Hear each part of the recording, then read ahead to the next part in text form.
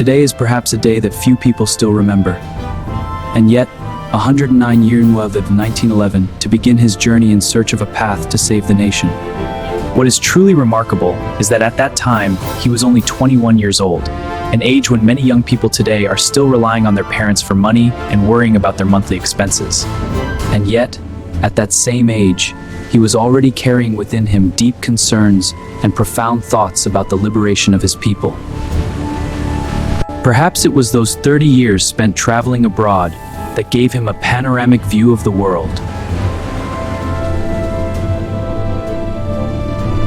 Because of that, almost every major historical event that unfolded later seemed to be something he had already foreseen 10 years in advance. A clear example came in 1954, after the victory at Dien Bien Phu, a battle that shook the world. Everyone was filled with joy and celebration, but President Ho was different. Do not celebrate too soon. The United States has been backing and supplying France to occupy Indochina. And once France was defeated, America would inevitably step in. Therefore, no one was allowed to celebrate prematurely. The country had to begin preparing for a war against the United States. And everything unfolded exactly as he had predicted. More specifically, he believed that fighting the United States would be far more difficult than fighting France. America possessed overwhelming firepower, powerful air forces, and above all, the flying fortress known as the B-52 bomber.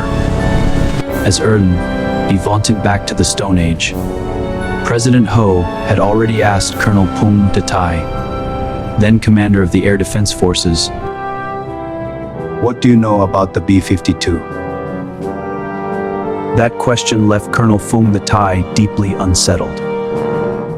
Then, on a spring evening in 1968, President Ho once again spoke to Comrade Phung Datai, who by then had become deputy chief of the Just Dropped All Strong Companies.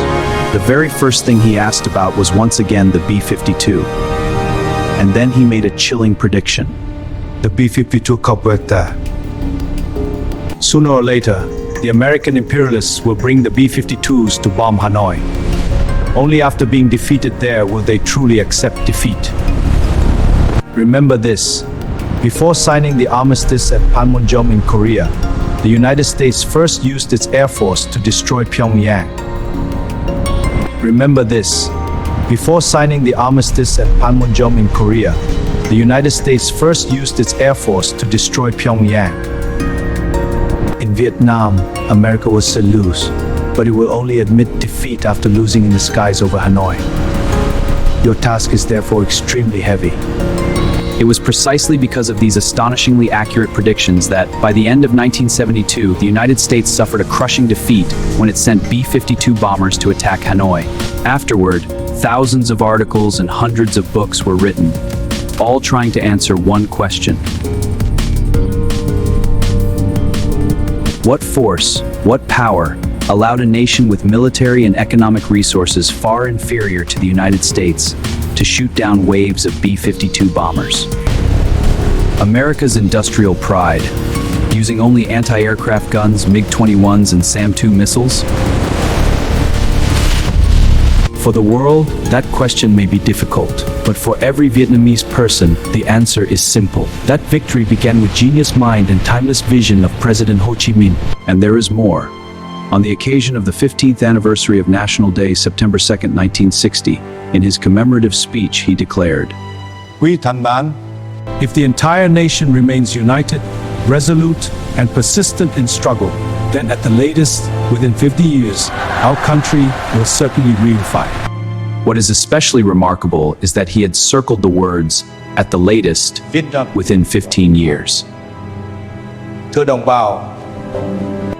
According to many who were there, he did this because he wanted the entire party and the people to continue striving and fighting, rather than simply waiting for victory to arrive. And exactly 15 years later, in the spring of 1975, with the great victory of the historic Ho Chi Minh campaign, the country was reunified.